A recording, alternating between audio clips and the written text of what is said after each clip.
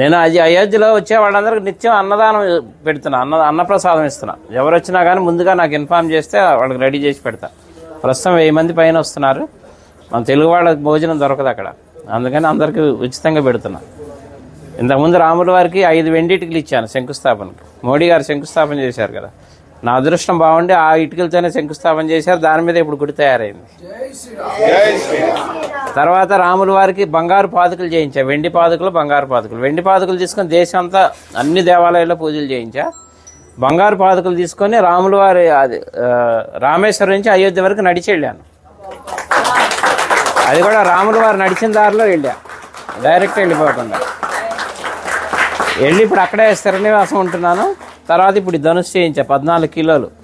రాముల వారి వనవాసం 14 సంవత్సరాలు, అందుకని 14 కిలోలు చేసా. కిలో బంగారం, 13 కిలోలు వెండి. ఇది రాముల వారికి కోదండరాముడికి వచ్చాయి, చేతిలో ఉంటుంది. ఫస్ట్ ఫ్లోర్లో వచ్చాయి రాముల వారి చేతిలో. ఇప్పుడు నా మిస్సెస్ అక్కడే ఉంది అయోధ్యలోనే, నిత్యం అన్నప్రసాదం ఆమె చూసుకుంటుంది అక్కడ. వచ్చి చెన్నై అండి, జిఆర్టీ వాళ్ళు చేశారు.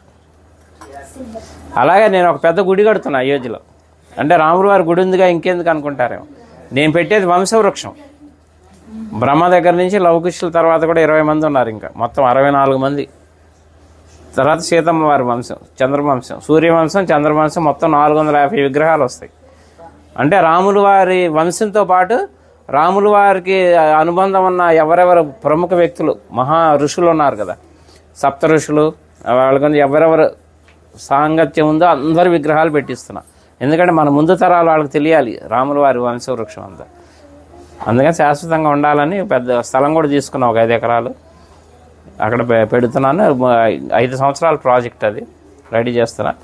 అలాగే ఇప్పుడు అయోధ్యలో అంటే మన తెలుగు వాళ్ళ తరఫున నేనేం పని చేసినా తెలుగు వాళ్ళ తరఫున చేస్తాను. అయోధ్యలో వాల్మీకి ఎయిర్పోర్టు, ఇక నేను వెళ్తూ వస్తూ పోతూ ఉంటాను కాబట్టి 2-3 సార్లు చూశాను, కానీ నాకు ఎందుకో లోటుగా అనిపించింది. అక్కడ ఒక విగ్రహం పెట్టిద్దామని గవర్నమెంట్ అప్రోచ్ అయితే పర్మిషన్ ఇచ్చారు, సెంట్రల్ గవర్నమెంట్. 16 అడుగుల వాల్మీకి విగ్రహం పెడుతున్నాను. ఆ విగ్రహం కూడా రెడీ అయిపోతుంది ఇప్పుడు. అది కూడా ఎవరన్నా సహకరించినా కానీ తీసుకుంటున్నా. ఎందుకంటే భక్తి నాకు ఒక్కడికే కావాలని కాదు, పుణ్యం అందులో అందరినీ భాగస్వాములు చేయాలి. ఎందుకంటే దైవ కార్యం, అందుకని ఎవరన్నా చేస్తే వీళ్ళున్న వాళ్ళు చేయొచ్చు. అనుగ్రహం మొదలుపెట్టాను, వర్క్ జరుగుతుంది ఫాస్ట్గానే. మార్చి ఏప్రిల్లో విగ్రహ ప్రతిష్టాపన అయోధ్యలో. అట్లా అన్ని కార్యక్రమాలు మీరు ఎవరు ఎప్పుడు వచ్చినా కానీ నాకు చక్కగా నాకు ఫోన్ చేస్తే ముందుగా అన్ని ఏర్పాట్లు చేస్తారు. రూములు కావాలన్నా అక్కడ 48 రూములు కూడా కట్టబోతున్నాను.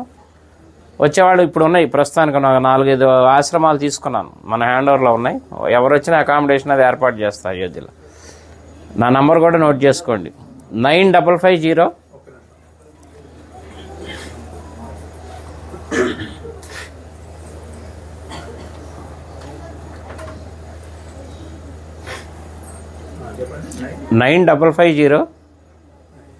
754-389. చల్లా శ్రీనివాస్ శాస్త్రి అయోధ్య అని పెట్టుకోండి. ఇంకా నేను ఉండబోయేది అక్కడే, హైదరాబాదే మాది కానీ మణికొండ, కానీ ప్రస్తుతం ఇంకా షిఫ్ట్ అయిపోయినాం అక్కడే ఉండి వచ్చే భక్తులకి సహాయం చేద్దామని అక్కడే ఉంటున్నాయి. ఇంకా రామ భక్తులకు సేవ చేసుకునే భాగ్యం ఇప్పించాడు రాముల వారు నాకు. ఎందుకంటే నిన్నే బాలరాముడు ప్రతిష్ట నిన్నే 1 year. అందుకే మా ఆవిడ అక్కడ ప్రసాదాలు తయారు చేసి మాకు అవకాశం ఇచ్చారు. ఇప్పుడు 6 రోజులు మొత్తం లోపల ప్రసాదాలు పంచే అవకాశం కూడా ఇచ్చారు. నిన్న మొదలైంది కార్యక్రమం, అందరికీ వినియోగిస్తున్నాం. 9550-754-389.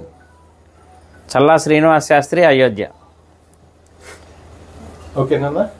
ఎవరు ఏ టైంలో చేసినా కానీ నేను అందుబాటులో ఉంటాను.